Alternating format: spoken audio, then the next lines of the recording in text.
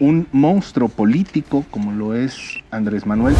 Él se burla, sí creo que él deliberadamente se burla, no nada más de los opositores, de sus propios seguidores.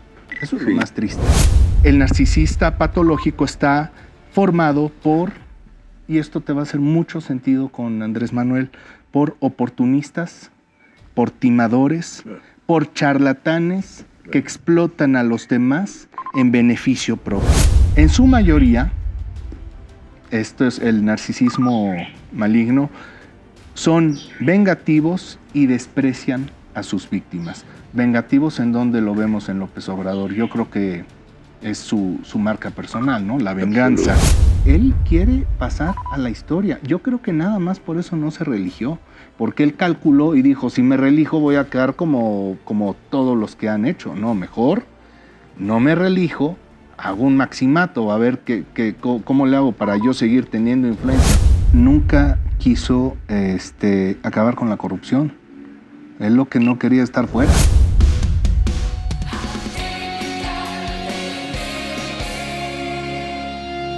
Familia Típica, muy buenos días. Hoy es domingo, hoy es día de Platicando con... Y tengo un invitado que ustedes me pidieron que vuelva a invitar. Es a Javier Suárez, el psicólogo que tiene una maestría en criminología, tiene otra en psicología forense y otra maestría en psicoanálisis relacional. ¿Se acuerdan que Javier, siendo tan joven y demás, nos hizo un panorama psicológico, un perfil psicológico de Claudia Sheinbaum? Bueno, pues ahora que ya se va Andrés pasado mañana, de una vez aproveché para invitarlo y que nos ayude con el perfil de Andrés Manuel. ¿Cómo estás, Javier? Bienvenido a tu casa. Muy bien, muchas gracias, contento de volver a estar aquí contigo. Yo también.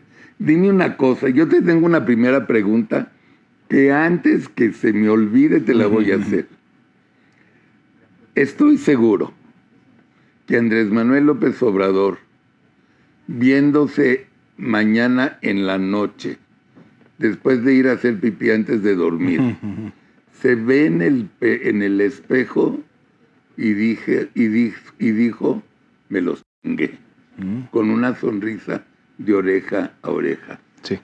Deshizo al PRI. El PAN no subió en participación de mercado. Movimiento Ciudadano, otra basura que no pasó nada. Tuvo la sobrerepresentación de diputados.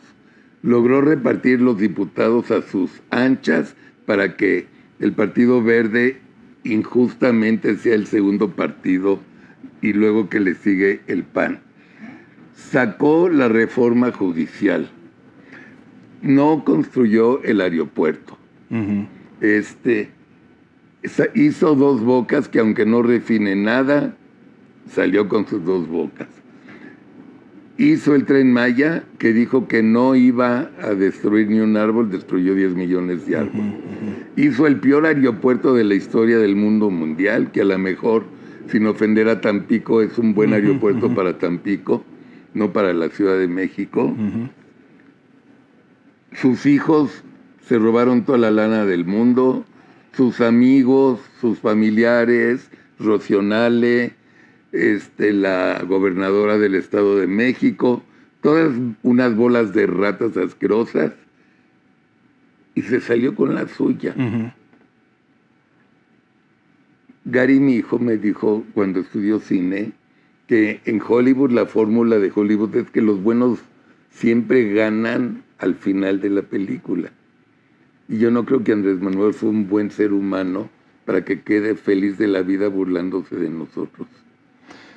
Bueno, eso, feliz de la vida, sí creo que él se burla, sí creo que él deliberadamente se burla, no nada más de los opositores, de sus propios seguidores.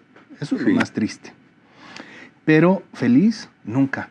Date cuenta cómo cuando gana Claudia Sheinbaum, por tanto margen, mostrando a la gente todo el apoyo a su proyecto, siguió al otro día echando cacayacas y nunca él va a estar conforme porque da la impresión de tener una voracidad y un hambre de poder inconmensurable, ¿no?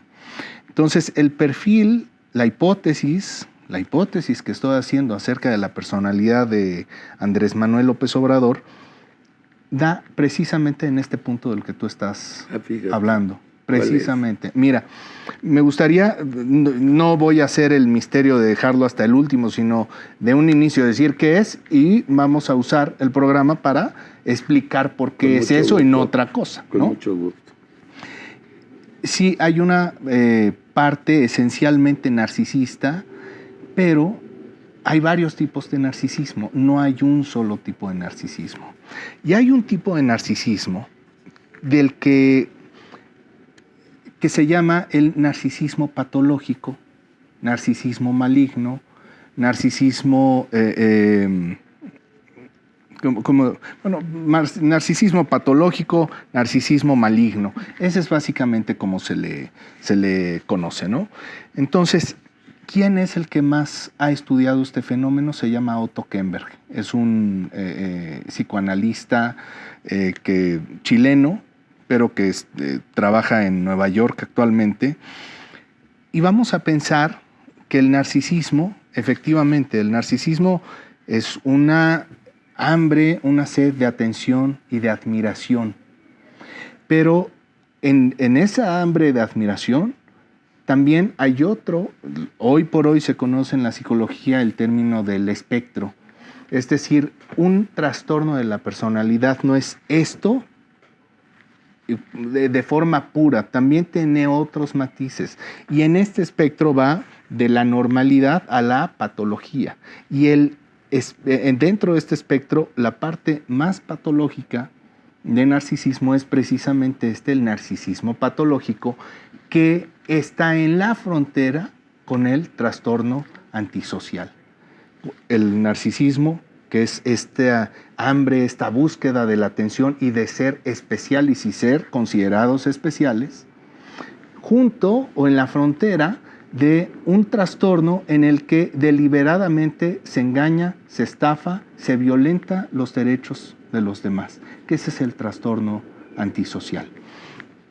¿En dónde podemos encontrar esto? Bueno, Theodore Millon tiene un libro que se llama Trastornos de la personalidad en la vida moderna y nos habla del estilo patológico que combina la autoconfianza del narcisista con la conducta aberrante del antisocial. Quiero que quede bien claro que antisocial no es que no le guste convivir en sociedad, sino que va en contra de los valores de la sociedad. ¿En dónde vemos esto? Al diablo con sus instituciones, por ejemplo. Eso sería una frase muy antisocial, ¿no? El narcisista patológico está formado por, y esto te va a hacer mucho sentido con Andrés Manuel, por oportunistas, por timadores, por charlatanes que explotan a los demás en beneficio propio. Así es como un monstruo político, como lo es Andrés Manuel, digo monstruo político en el buen sentido de todas las herramientas, la personalidad, el que puede entender y puede llegarle y hablar con los códigos de las bases de los más desfavorecidos, prometiéndoles que él por fin los va a ver, que él les está dando la vista que ningún otro gobernante les había dado. Le estaban tal vez ahí bicocas y circo y demás, pero nadie se había preocupado por ellos. Esa es la promesa de Andrés Manuel. Yo sí te voy a ver. Primero los pobres, ahora sí por primera vez en toda nuestra historia, ¿no?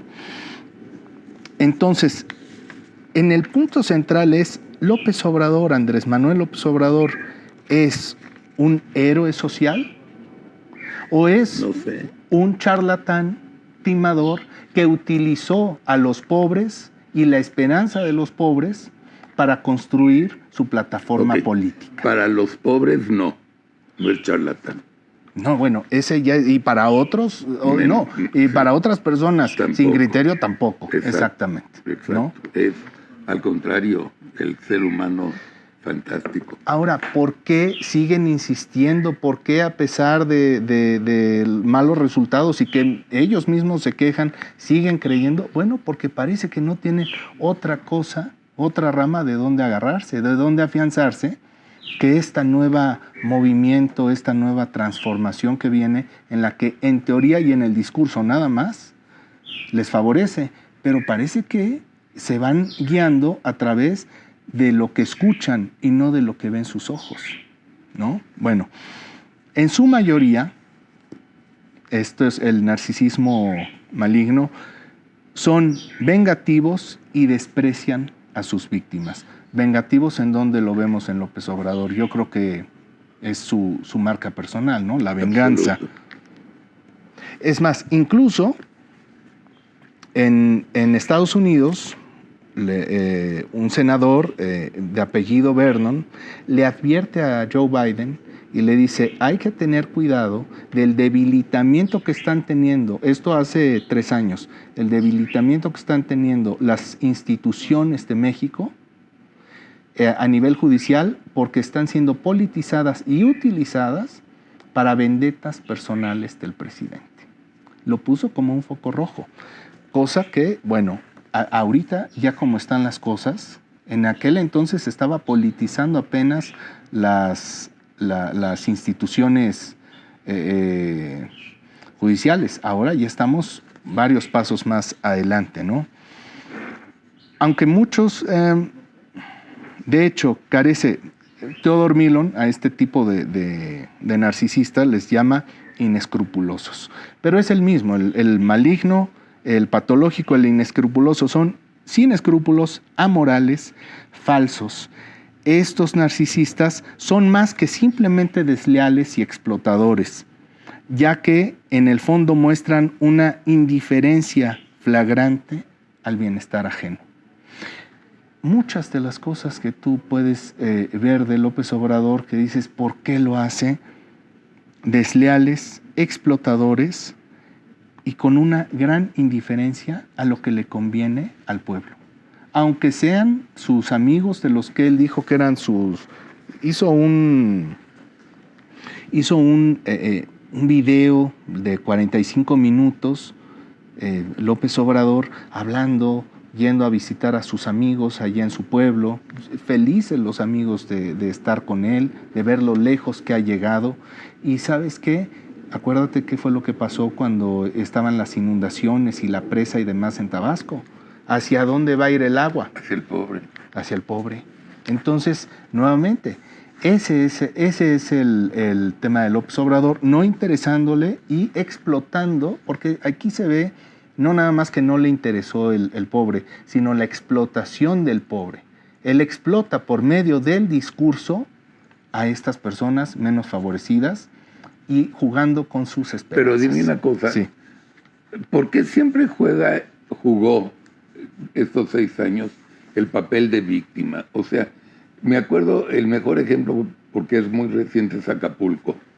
O sea, en lugar de pobres guerrerenses, pobres acapulqueños, que se los fregó, no, se me jodió el jeep y se me enlodé y no pude llegar. Y toda la conversación sobre la inundación de Acapulco no fue sobre los pobres acapulqueños que sufrieron como locos el desastre del huracán, sino es, yo me fregué. Sí. ¿Qué es lo que hace a que sea una víctima, Javier? ¿Por qué siempre fue víctima? Nunca tuvo la culpa, tuvo la culpa en nada, nunca dijo en siempre una mañanera. Sufrió el más, ¿no? Siempre fue culpa de Calderón, de Peña Nieto, de los neoliberales, de Claudio X González, de Loret de Mola, de Carlos Alasraqui. O sea, nunca fue culpable y nunca admitió nada. Le corresponde a él jugar al papel de víctima para seguir queriendo que lo quieran mucho. Puso en un impas las relaciones con Estados Unidos, porque yo sé que a los dictadores les encanta tener un gran enemigo. Sí. Y bueno, los gringos mejor que nadie, ¿no? Para echarles la culpa y miren, los gringos nos quieren joder, los imperialistas, y nos quieren joder y no sé qué. Es una enfermedad. Eso que acabas tú de decir es muy esencial y creo que la parte que más podría causar indignación en las personas. El que no tengan el desinterés por reconocer las necesidades y los sentimientos de los demás, siempre muestra indiferencia, pero además él en su egocentrismo, cambiándolo a que él es el que sufre. Sí. Ahí te va un ejemplo. Un reportero le pregunta a Andrés Manuel López Obrador sobre la muerte de Luz Raquel en Guadalajara. No sé si te acuerdas, Luz Raquel es una chica, bueno, era una mujer feminista, tenía un hijo autista. Entonces, esta mujer muere quemada viva. Al principio se pensaba que el vecino la había quemado viva. O sea, una muerte espantosa. Finalmente no fue así, fue por un accidente que ella se autoinfligió. Pero en el momento en el que le hacen esa pregunta a López Obrador, estaba en lo más álgido la noticia y le dicen, ¿qué opina de esta mujer que fue quemada viva por su vecino? Qué cosa más terrible. Todo fue en la mente de nosotros un crimen espantoso, ¿no? De esa muerte impactante, ¿sabes cuál fue su respuesta? Habló 15 minutos y 12 segundos sobre el tema del neoliberalismo. Profundizó sobre todas las ideas que dan forma a su discurso político y al final dedicó unos segundos a mencionar ese Así hecho. se la pasó. Todas las mañaneras. Porque él es lo más importante. Sí, él es Entonces, cuando llega el reportero a decirle, oye, ve esto que pasó con Luz Raquel, ¿sabes él lo que en su mente es? Me estás dando en la madre de lo que yo quiero venir aquí a hablar. Claro. No me hables de esto. En el fondo es eso. Entonces él sigue con su discurso, sigue hablando y él es el que termina sufriendo. Lo más grave es el neoliberalismo y todo lo manipuló para vender sus ideas. Que si estamos hablando que el narcisismo maligno está lleno de timadores, charlatanes, mercachifles, pues él es un vendedor de ideas y la gente se las compró. Sí, es un storyteller, ¿no? Así es. A ver, yo lo jodí mucho los 6 años y no tuvo ninguna repercusión. Uh-huh. Pero yo decía, ¿no ven qué hipócrita es? Él dice que no vive en Los Pinos porque era muy ostentoso y vive en un palacio. Así es. O sea, no mamen, no están indignados que un presidente que digan que porque Los Pinos era muy ostentoso, que podía haber vivido en una de las 3 casas que tenía las casitas famosas de Vicente Fox. No, en un palacio. Claro. ¿Qué significa esa tomadura de pelo? Mira, Gerald Post es él es el que hizo el perfil psicológico de Saddam Hussein y de varios políticos. Es un psicólogo que se ha dedicado a hacer muchos perfiles de políticos y escribe un libro, Narcisismo y Política, Sueños de Gloria. En la esencia es los sueños de gloria que tienen esos políticos. No todos, hay diferentes grados de narcisismo, pero en López Obrador, esas fantasías que tiene de ser como Juárez, de ser como el transformador. El transformador. Sí. Y aquí sale en un discurso hablando él a la gente, él siendo joven, las ideas de Madero, las ideas de esto, él poniéndose como el ejecutor de esas ideas, pues él quiere pasar a la historia. Yo creo que nada más por eso no se religió, porque él calculó y dijo, si me relijo voy a quedar como todos los que han hecho. No, mejor no me relijo, hago un maximato, a ver cómo le hago para yo seguir teniendo influencia más adelante, pero mi sueño de ser el gran transformador y aparecer en los libros de historia, eso yo lo aseguro de esa forma. Claro, por supuesto, porque eso es muy del narcisista, la autopropaganda, la venta de uno mismo. Hay gente que no sabe vender, él sí se sabe vender muy bien. Es un vendedor de ideas y de ideas que lo ponen a él en una buena posición, por supuesto, ¿verdad? Pero lo que te quiero decir, Carlos, es más grave que eso, la sociedad que no vio nunca esas señales que tú tanto advertías. Por eso, pero que no vio o que no quiso ver la sociedad, porque le caía bien. Yo creo que puede ser eso, que no quiso ver. Porque mira cómo ganó la elección. Arrasó, la gente ¿no? votó por él, no por Claudia. De eso sí estoy 100% seguro. Porque de mercadotecnia política sí le conozco un chorro. Sí. Y ella no es ni carismática ni simpática, no dio una idea inteligente. Fue una pésima candidata. Pésima candidata. Tan pésima como Xóchitl, ni una mejor que la otra, ¿no? Te entiendo. Pero La gente votó por Andrés. Y si Andrés mañana que deje de ser presidente va a ir a un restaurante, la gente lo va a aplaudir. A diferencia del traidor de Veracruz, la gente, Yunes, sí, a él lo van a aplaudir a donde se pare. Siendo el artífice de todo eso. De todo el desmadre que dejó de país. Sí. Endeudado, sin lana, o sea, de horror. Justifican, esto es otra de las características, justifican su deficiencia en la consecución de logros y su responsabilidad social mediante fantasías expansivas y mentiras obvias. Dos bocas, es una mentira obvia. Sí. Sus fantasías expansivas, lo que empieza a hablar y de grandes proyectos y todo lo que se ha hecho. Hay una parte que vale mucho la pena analizar. Esto no lo he escuchado mucho, pero dice, las Islas Marías eran un lugar horroroso. Sí. Y hoy véanlo, es hermoso. Sí. Dice, para los que dicen que tengo complejo de Mesías, vean lo que puede hacer un Mesías. De algo horrible, algo maravilloso, sí, como las Islas Marías. Sí. Él tiene unas fantasías de poder expansivas, muy narcisista, pero muy patológico porque no le interesa en lo absoluto el bienestar de los demás, no, en lo más mínimo. Y además se burlan. Este tipo de personalidades se burlan de aquellos a quienes engañan. Entonces, él tal vez está enojado con gente que lo detracta, pero de esos seguidores que tanto lo defienden, lo más seguro es que él, con una sonrisa, los ve como unos estúpidos. Eso estoy completamente seguro, ¿eh?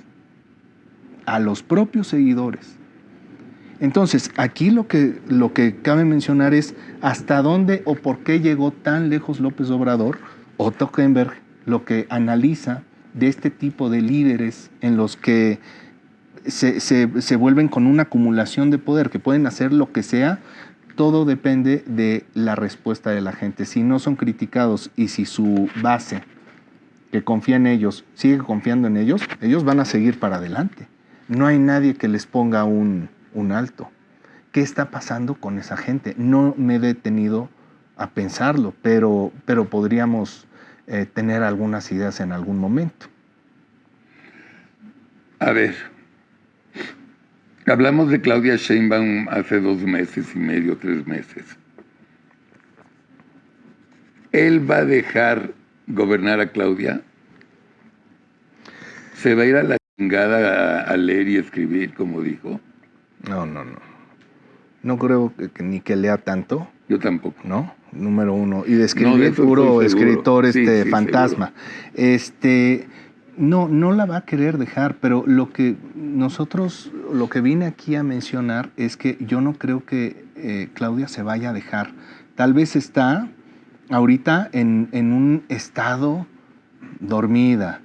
Todavía no la vemos realmente en acción a Claudia. Yo estoy seguro que ella va a poder encontrar las formas de ser ella la que tiene el poder. Claudia no tiene la personalidad de una secretaria particular, eso estoy completamente seguro. Es muy capaz Claudia y muy, muy viva y agresiva. No es cualquier cosa tal, pero también yo creo que es suficientemente hipócrita para hacer parecer que las cosas van bien, ¿no? Ahorita. Sí, porque ¿para qué se pelea con López Obrador? O sea, no veo que, hasta ahorita no veo en dónde pudieran ellos tener La herencia del hijo, de meterlo como secretario de organización a Morena. ¿Qué lectura le das al famoso Andy? Bueno, me da la impresión que es precisamente el maximato, la forma de él garantizar que su voluntad esté siendo vigilada, ¿no? Va como un vigilante. Así lo percibo yo. ¿Tú cómo lo...? Igual. ¿Sí? Igual. Sí. Sí. Va como un vigilante. Tiene ahí al hijo haciéndose cargo del negocio. Exacto. Porque Morena es el negocio familiar. Sí, claro. ¿No? Es la empresa del papá. Exacto. Sí. Que papi fundó. Así es. Y que hay que cuidarla. Sí. Porque además genera mucho dinero. Ahora, ¿de dónde viene esta personalidad de López Obrador? déjame exponerte. Por favor. Porque no viene nada más así de la nada. Por favor. Algo que me llamó mucho la atención es que él desde muy pequeño quiso ser presidente. Dice, habla, déjame mencionarte, que él decía, una vecina dice que él lo que decía lo hacía, que era un hombre de palabra y un hombre de acción. Era un hombre de acción. Y que él desde muy niño dijo, yo un día voy a hacer gobierno. La vecina hablaba con un léxico no tan castellinazado, sí, tabasqueño. Yo un día voy a hacer gobierno. Que se refería a que algún día yo voy a ser gobernante o voy a trabajar en el gobierno. Dice, pero me llamó la atención que él era muy niño cuando lo dijo. Entre las profesiones que los niños quieren ser, está doctor, veterinario, bombero, policía. Vi las 20 más solicitadas por niños, ninguna político. No. ¿De dónde viene eso? Pues fíjate que Andrés Manuel, Krause en su El Mesías tabasqueño, cuenta una historia. Le pregunta a Andrés Manuel y Andrés Manuel habla sobre Carlos Madrazo. Y dice, tengo recuerdos de él y me gustaba cuando él venía aquí al pueblo porque se revestía el pueblo, estaba limpio, estaba bonito. Las mujeres más guapas acudían a recibirlo. Digo, y hoy sabemos que tiene buen gusto, ¿no? López Obrador, eso sí. Entonces, en eso puedes ver que él vio en Carlos Madrazo algo que lo marcó. Y él, en el momento que vio a Carlos Madrazo con toda la gente admirándolo, el aplauso, las mujeres y demás, dijo, yo de aquí soy.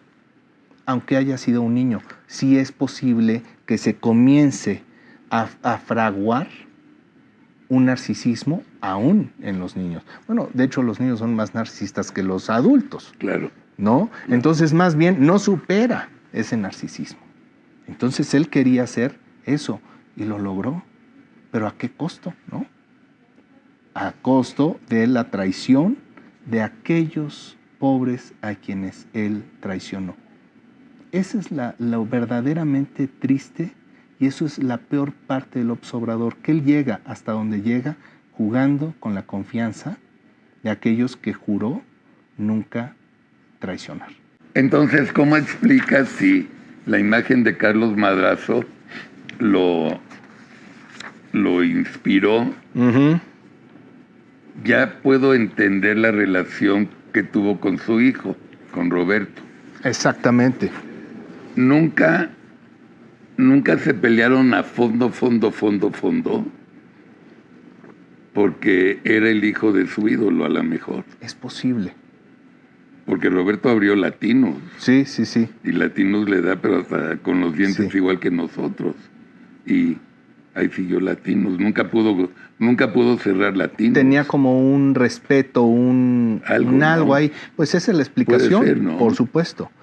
Él veía como una jerarquía superior, al menos al papá, ¿no? Sí. Y guardó un respeto dentro de todo, ¿sí? A lo mejor, yo qué sé. Es que no hay otra razón. O sea, ahí te das cuenta cómo la parte psicológica tiene un fundamento, porque tenía ha hecho otras cosas peores, se ha vengado peor de otras personas. Es el hombre más vengativo del mundo. Y ahí no. Pero a mí me da la impresión porque al final le dejó un buen sabor de boca de su niñez y le dio una estrella, una inspiración, una brújula para su vida, la presencia de Carlos Madrazo. Dime una cosa, ¿por qué el eslogan de abrazos no balazos y por qué la cercanía tan dura con el crimen organizado? ¿Por qué al Chepo le decía el señor Guzmán y a los, ¿cómo se llama?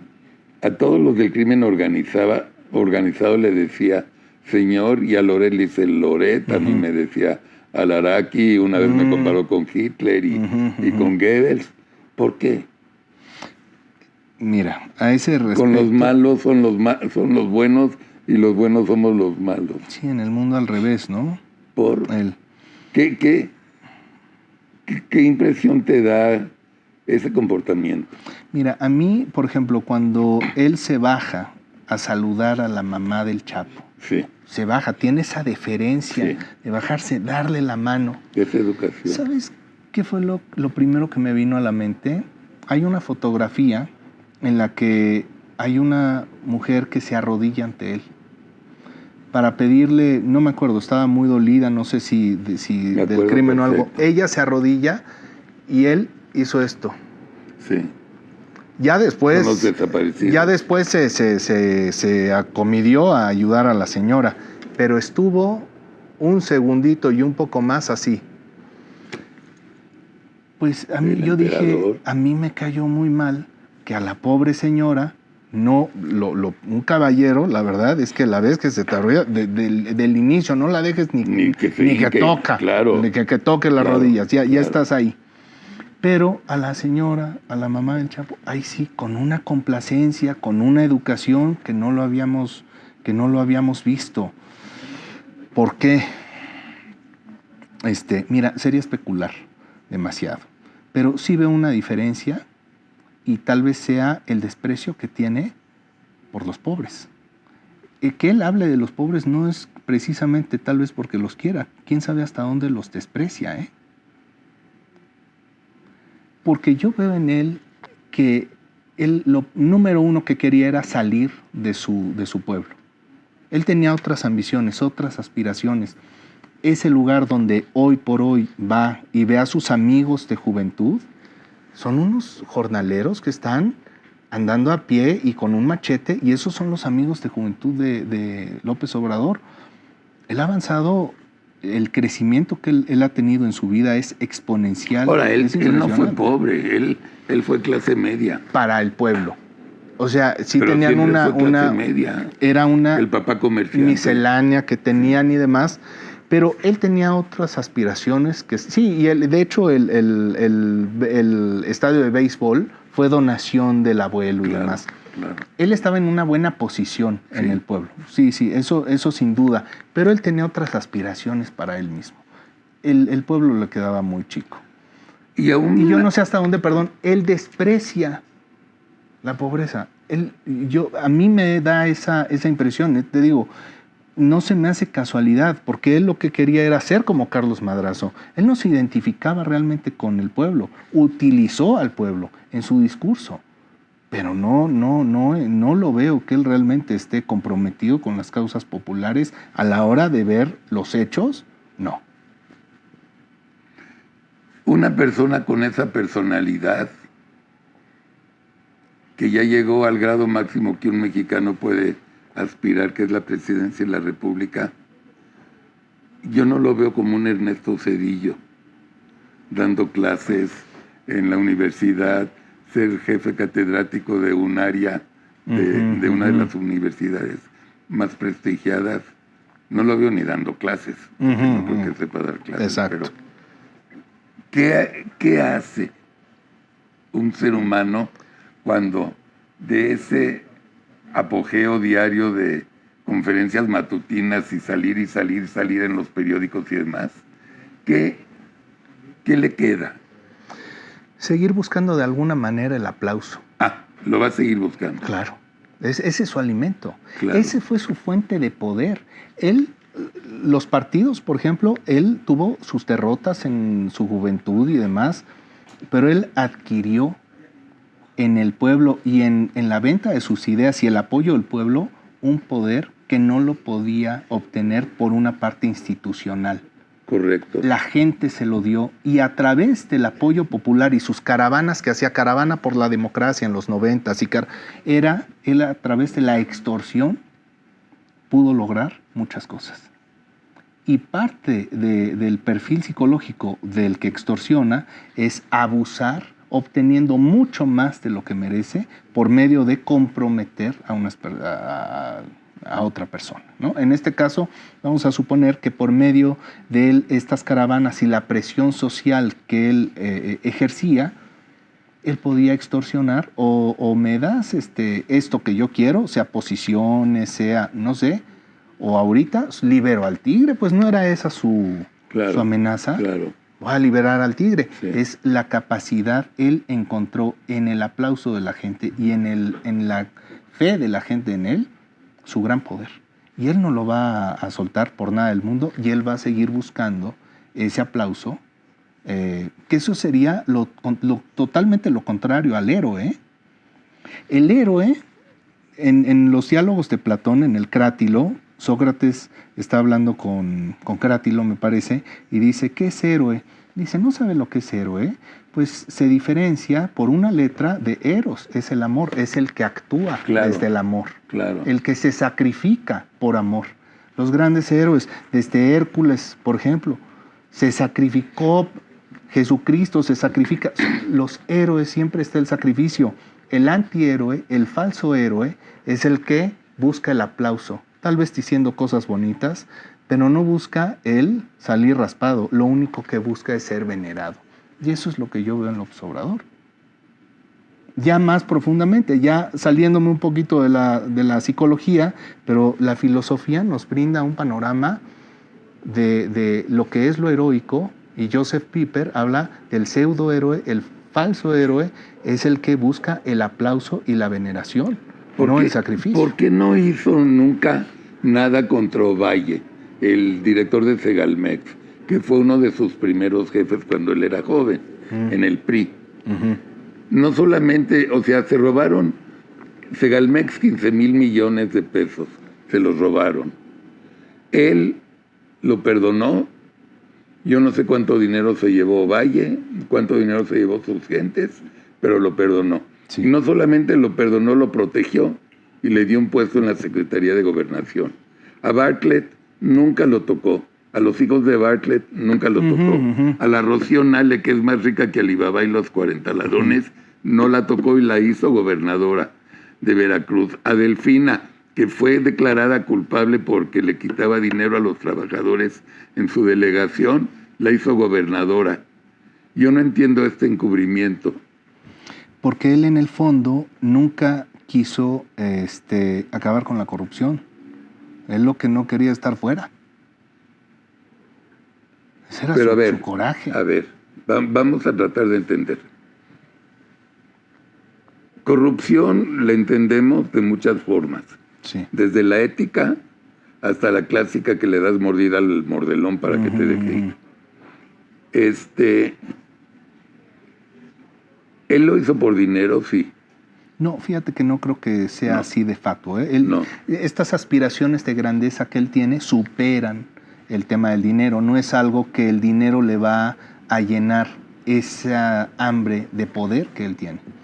Él quiere, como lo mencionamos, pasar a la historia, y eso va más allá del dinero. No es alguien como, no sé, algunos políticos que tienen carrazos y que tienen un Fórmula 1, y él no va por ese lado. Yo creo que él puede, no estoy diciendo que no lo tenga o que no tenga dinero ni nada, pero eso no es lo que a él lo va a conformar. Él lo que quiere es pasar a la historia como el gran presidente que es, y manipulando naturalmente el discurso y los libros y lo que digan los libros, ¿no? Hablemos de lealtad. Él tiene hoy a los diputados porque los puso. Puso a los senadores, puso a los gobernadores. Pero ya se va. La lealtad de estos sátrapas puso a la Tadei en el INE, destrozó al INE. Con una ratera asquerosa como es la Tadei. Nunca puso a 2 ministros para el Tribunal Electoral, lo dejó con 5, manejó y corruptó y amenazó a 4 de 5. ¿Qué trae con la corrupción? ¿Qué trae? O sea, ¿por qué no metes a la cárcel? Bueno, no serán más bien, a mí me da la impresión, ya viéndolo así, que es más fácil aliarte con un corrupto para entrar a un movimiento que no sirve para nada, Es más fácil aliarte con un corrupto con alguien que sí se vende que con un agente de bien. O sea, es precisamente, no es que él empate con los corruptos, sino que él usa a los corruptos. Sí. ¿Y por qué? Porque el corrupto va a ceder a todo porque tienen un precio. Ah, correcto. ¿No? A mí me da más bien esa la impresión. Tiene el sartén y el mango. Exacto. Y son los que se prestan Claro. a eso. Si no, Claro. imagínate un Yunes que hubiera dicho, no, sí, entro a la cárcel, pero no es que lo amenazaron o lo presionaron, lo que sea, pero que diga, no, yo entro a la cárcel. No, él se tiene que ir y aliar con las personas que sí son capaces de envenenarse el alma con tal de, ya sea salir avantes, porque tiene esas dos, ¿no? Te amenaza o te da alguna cosa que tú quieres. Pero es el tipo de personas que van a ser sus aliados, son los que se prestan al juego. A ver, general y tradicionalmente, el séptimo año de un presidente, que es su primer año de expresidente, es terrible, terrible. Se van todos sobres, florecen muchas verdades, mentiras escondidas florecen por traidores dentro del mismo partido de Morena, empiezan a salir cosas. Los mismos enemigos de Morena tratan de desacreditar el movimiento de López Obrador para ellos crecer, venganzas, etcétera, etcétera. ¿Cómo ves tú el año 7 de López Obrador? Mira, eso va a depender mucho y esto va a ser muy interesante de lo que platicamos de Sheinbaum. Claro, con Claudia. Exacto. Entonces, si vemos que se le van muy a la yugular y eso es que no lo están protegiendo, ella no lo está protegiendo. Ahí es donde vamos a ver eso. Sin embargo, la presencia de su hijo y de todos, pues me da la impresión que están todos a una sola cosa, ¿no? Que es que proteger al López Obrador en ese séptimo año. Yo creo que todos estarían en esa onda, pero ya fuera, no lo sé, la verdad, no me lo puedo imaginar. Yo tengo una idea, yo no soy psicólogo como tú. No tengo ni idea además, pero tengo mucha intuición, sí, mi intuición es sí. muy buena. No, y experiencia, yo creo mucho en eso. Yo creo que él está cruzando los dedos para que Claudia lo traicione y se victimice. Y entonces, victimizándose él, vuelve a subir, vuelve a seguir hablando como loco en los periódicos. Tiene razón de existir él como expresidente para que su fama y su popularidad sigan creciendo, y lo que más le gusta a él es ser el papel de víctima. Sí.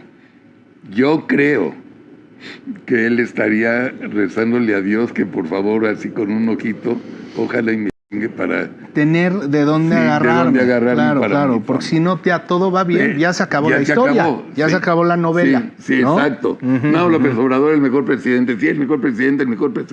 Espérate, güey, si no me he muerto. Sí. O sea, falta algo. Más acción, sí. Y a él le encanta ser víctima. Sí. Le encanta ser víctima. Yo creo. No te lo firmo. No está mal. ¿Sabes qué? Es que va a ser muy interesante entender qué sucedió, ¿no? Ya después a la postre. Sí, pero en el transcurso del año lo vamos a ver. Yo creo que en los primeros 6 meses, acuérdate de lo que te estoy diciendo, en los primeros 6 meses sí vamos a ver ya la postura, aunque sea en algunas pequeñas señales de Claudia, con toda esta situación del hijo de él y todo. Me gustaría decirte una cosa muy importante. Hablamos de la niñez, no tocamos mucho el temperamento de AMLO, que desde niño, decía el papá, que dice, tenía una enfermedad, no le podías decir nada porque se te iba a los golpes y se trababa de coraje, un temperamento gruesísimo, que yo creo que se ha tenido que aprender a modular por el tema de los infartos y todo lo que le ha pasado. Más o menos, Javier, más o menos, porque Lo atacaba un periodista y se volvía loco. Sí. No lo mantiene bien. Pero una cosa muy importante. Es mecha corta. Cañón. Sí, no. Sí. Mi hijo Andrés Manuel, esto lo dice el papá. Fíjate que escuchas al papá, se ve una persona tan humilde de corazón, un buen hombre, de verdad te lo puedo decir. Estoy seguro. Mi hijo Andrés Manuel nació en el año 1953 y por cierto voy a platicar la historia de mi hijo Andrés Manuel. Aquí él suelta un suspiro y se le entrecorta la voz. Dice, creo que por eso lo quiero mucho. Porque mi esposa, para tener el alumbramiento de mi hijo Andrés Manuel, demoró 3 días. Entonces tuve yo que hablar, siendo muy pobre, tuve que hablar a otro doctor para que ayudara al que estaba atendiendo a mi esposa, porque mi hijo Andrés Manuel, aquí ya llorando, no podía nacer. Muchas veces las cosas que cuestan más trabajo son las que más valoramos. No sabemos hasta dónde ese trato preferencial que haya podido tener Andrés Manuel por la forma en que nació es importante. Pero el hecho de que haya nacido 3 días después de la labor de parto, sí nos habla de un problema.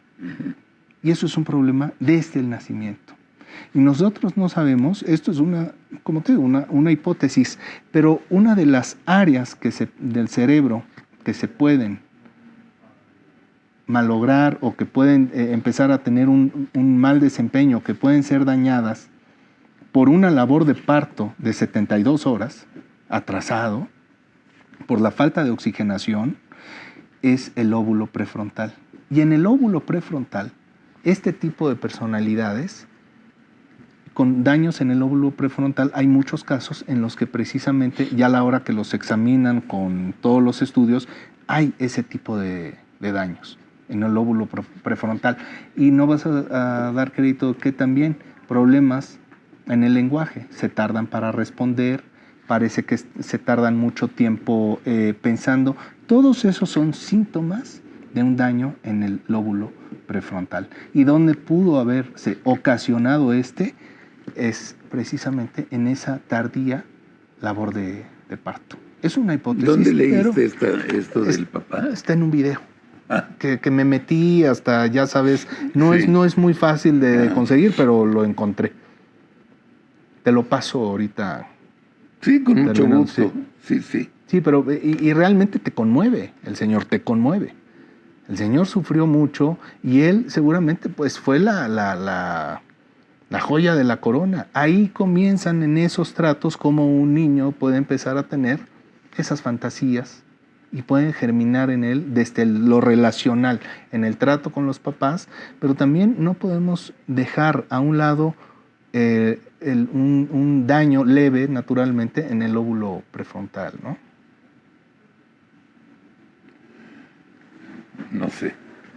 No sé porque también lo veo a él débil de carácter con sus hijos.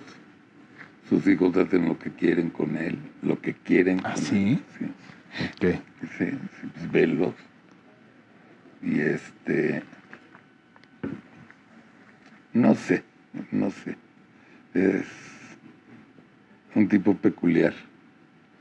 Mira, es un fuera de serie en muchos sentidos. Sí, también sí yo creo que es un animal político. Impresionante. 100%. Es un monstruo político. Sí, y la verdad es que fue alguien que, aquí una muy mala lectura que hizo la oposición fue cuando él se tarda 14 años en terminar su carrera, pero no estuvo de balagardo. Estaba ya teniendo puestos políticos y todo, y ya nada más llegó a terminar la tesis.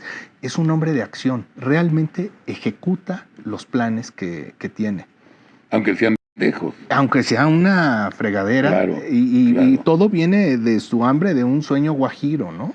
La verdad, somos víctimas de un hombre con muchas capacidades usadas para sueños guajiros, de ser el ser humano más importante de México. Javier, ya nos vamos. Sí. Dame una conclusión.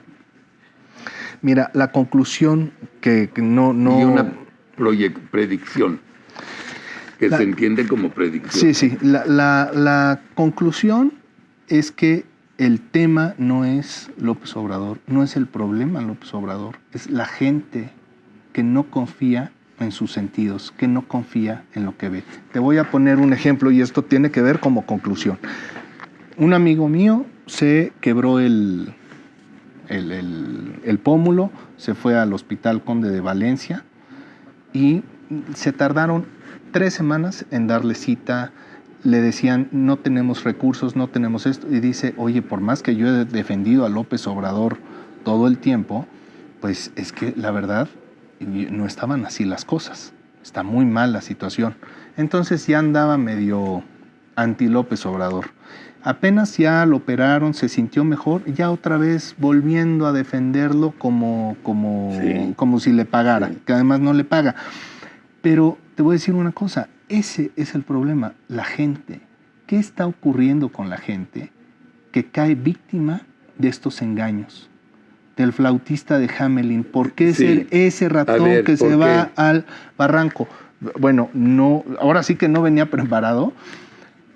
Tendríamos que hacer realmente un psicoanálisis de la sociedad mexicana, de esa fracción de la sociedad mexicana, un psicoanálisis de los seguidores de Morena, a pesar de todo, a pesar de los golpes, a pesar de porque es un abuso sistemático de la confianza de ellos. Ahí no coincido tanto contigo, porque a mí me ha parado mucha gente en la calle, pero no se me olvida un diálogo que tuve con el encargado de los baños en Xochimilco. Íbamos a ir mis 2 hijos, nuera, Cintia y yo, y los nietos, a dar un paseo en un domingo en Xochimilco. Antes de subirnos a la trainera, a la trajinera. ¿Quién quiere ir al baño? Ya los llevo. Y el encargado de los baños me dice, oiga, don Carlos, ¿puedo hablar con usted? Dije, sí, claro, con mucho gusto. ¿Por qué le pega tanto a López Obrador? Esto fue hace 2 años. Dije, porque yo creo que es un pendejo. O sea, es un tipo muy injusto. Me dice, no, don Carlos, no. Nosotros aquí en Xochimilco lo adoramos. Ok, muy bien. Le dije, y dígame por qué lo adoran. Nos dan nuestro dinero a tiempo, todo el tiempo. Oiga, pero eso se lo daba también Enrique Peña Nieto, y se lo daba Calderón, y se lo daba Fox. De hecho, el que lo inventó fue Fox, no fue López Obrador. Sí, don Carlos, pero es diferente. Le dije, ¿en qué? ¿Qué es lo diferente? No me pregunte, pero es diferente. Ok. Le dije, oiga, pero dígame una cosa. ¿Qué opina usted de la violencia, de la delincuencia, del crimen organizado? Ahí sí nos ganó un poquito, nos ganaron ellos un poquito. ¿Por qué? Si él es el presidente y tiene el poder del gobierno. Es que la verdad fue culpa de Calderón. Le dije, no fue culpa de Calderón. Fue culpa de López Obrador que no se quiso pelear. No, don Carlos, lo ve de otra forma. Y se acabó. O sea, y estoy a punto como que ya me quiero ir. Ya tienen un lavado de cerebro. Ya me quiero ir. Y por último, ¿y los niños con cáncer? ¿Qué me puede opinar? Ay, don Carlos, por el amor de Dios, Peña Nieto se llevó todas las vacunas y las destruyó. Le dije, no. De hecho, Peña Nieto vacunó a todos los niños con cáncer siempre. No, don Carlos, se tiró las medicinas y además se chingó la lana, por eso no pudimos comprar medicinas para los niños con cáncer. Pobre Andrés Manuel. Me tengo que ir porque nos están esperando. Con permiso, Dios lo bendiga y buen día. No hay forma, ¿no? No hay forma. Sí. Es ese 12 millones de mexicanos. ¿Qué es lo que los motiva a seguir peleando contra la realidad? No entiendo. No lo sé.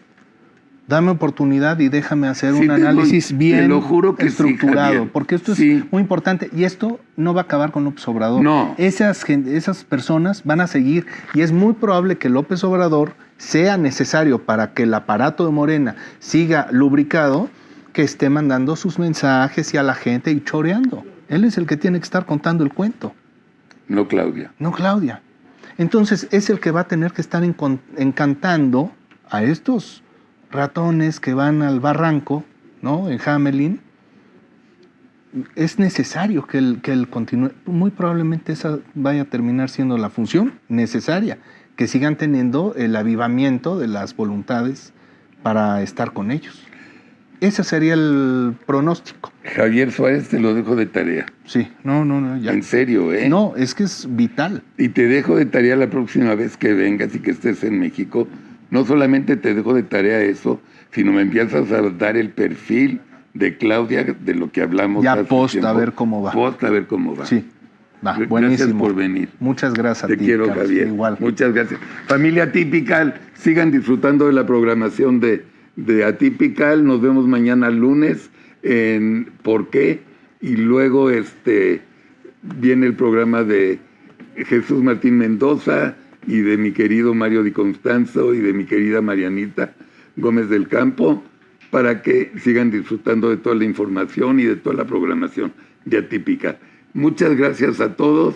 Saludos a los paisanos en Estados Unidos, Canadá, Europa, Asia y Australia. Gracias, Javier. Gracias, Dios los bendiga gracias a todas.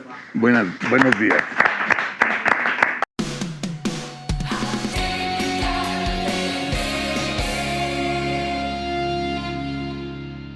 Familia Atypical, muy buenos días. La carta que escribí este jueves para Atypical TV se la dirigí al peor presidente de la historia de México, Andrés Manuel López Obrador. Y como cada jueves les recuerdo que me hagan el gran favor de viralizar este video entre todos sus conocidos.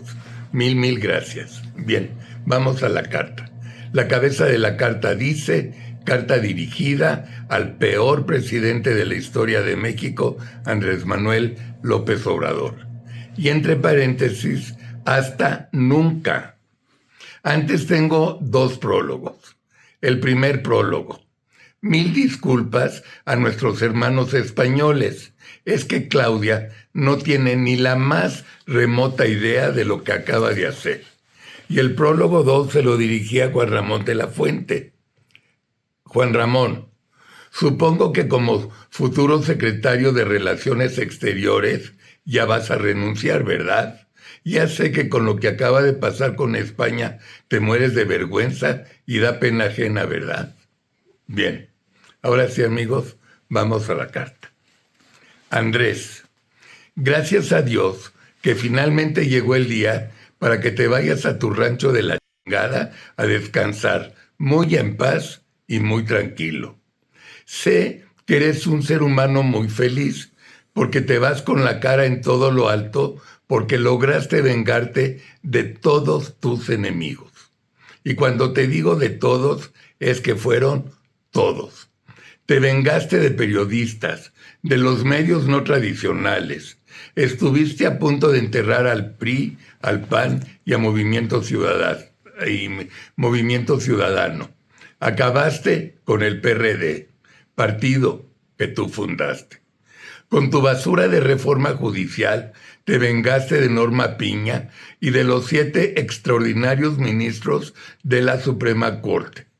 Acabaste con el Estado de Derecho. Corrompiste a los consejeros del INE y también corrompiste al INE poniendo a una ratera inmoral como su presidenta. Sin dejar de mencionar a 4 magistrados de 5 del Tribunal Electoral que también, como tú, traicionaron a México. En materia de salud, mataste a más de 1 millón de mexicanos humildes y no humildes por el pésimo manejo del COVID. Dejaste también a 54 millones de mexicanos sin medicinas.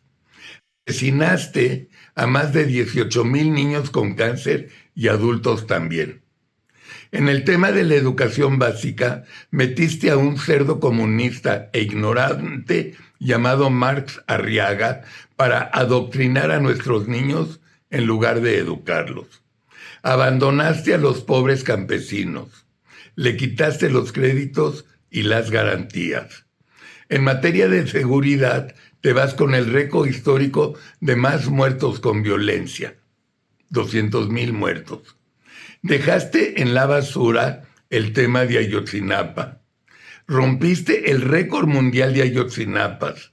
Mínimo hubieron 15 Ayotzinapas igual o más violentas. Te uniste con el crimen organizado. En materia internacional, también rompiste el récord de presidentes con menos viajes en el mundo. Tu complejo de inferioridad simplemente no te permitió superarte. Ahora le toca el turno a tus tres pendejadas. Cancelar el aeropuerto de Texcoco por una basura de Pachuca. Y el colmo, pagaste 130,000 millones de pesos de esa basura, más los 300,000 millones de pesos por tu cancelación al nuevo aeropuerto de Texcoco. Total, pagaste 430,000 millones de pesos por una de aeropuerto de 14 puertas en lugar de un aeropuerto que hubiera costado 300,000 millones de pesos con 94 puertas y 4 pistas. Construiste una refinería en Tabasco que al día de hoy no opera y te gastaste 16,000 millones de dólares. En lugar de comprar otro Deer Park y arreglar las otras 4 refinerías con un costo aproximado de 2,000 millones de dólares. Además de que no terminaste de construir la basura del Tren Maya, juraste, hiperjuraste que no tirarías ningún árbol, cuando la realidad nos demostró que tiraste más de 10 millones de árboles sin saber quién se quedó con las maderas. En materia económica, dejaste a Claudia con un país en la quiebra. Dejaste una deuda de 16,000 millones de pesos, equivalente al 50% del Producto Interno Bruto. Dejaste a un país con 0 crecimiento en 6 años. 0. El 85% de los contratos que diste se dieron sin licitación. Hiciste nuevos ricos, a Rocío Nale y sus compadres, a los amigos de tus hijos, a Delfina, a los hijos de Bartlett, a la basura de Mario Delgado, a tu secretario particular, a militares amigos del secretario, a tus hermanos, a tus sobrinos y sin olvidarnos de tus hijos mayores. Y para terminar, te entregaste en cuerpo y alma al ejército y a la marina. ¡Qué asco! Mi conclusión: no fuiste estadista, ni tampoco fuiste presidente. No gobernaste. Destruiste la democracia para regresar a la partidocracia que tanto amaste con el PRI de los 60s y los 70s. Retrasaste el progreso de este maravilloso país por tus puros caprichos personales. Y lo increíble en ti: convertiste a Morena exactamente igual que el antiguo PRI que tanto odiaste. Y tus mentiras, Andrés. ¿Cómo nos mentiste? ¿Cómo nos viste la cara? ¿Y cómo jugaste con tus mentiras? Y, sobre todo, ¿cómo te burlaste de nosotros? Te burlaste de nosotros diciendo que no vivirías en Los Pinos porque era muy lujoso y terminaste en un palacio. ¿Y cómo te reíste de nosotros vendiendo un avión que el día de hoy seguimos pagando? ¿Y cómo terminaste volando en aviones del ejército tus últimos 3 años por las mentadas de madre que te daba el público? No, Andrés, ni fuiste presidente ni fuiste estadista. Fuiste un payaso que inventó las mañaneras para esconder la realidad y promover a través del engaño un progreso que nunca existió. Y para despedirme, que te vaya bien y que Dios te juzgue y bendiga. Que tu año 7 te sea leve, aunque dudo que así lo va a ser. Y un consejo: Por si las moscas, te recomiendo que tomes clases de inglés. Ser bilingüe enriquece. Y además, pues uno nunca sabe, ¿verdad, Andrés? Familia Atypical, esta es la carta de este jueves. Tengan un lindo fin de semana. Sigan disfrutando de la programación de Atypical TV. Viralicen el video y que tengan un feliz día. Mil gracias.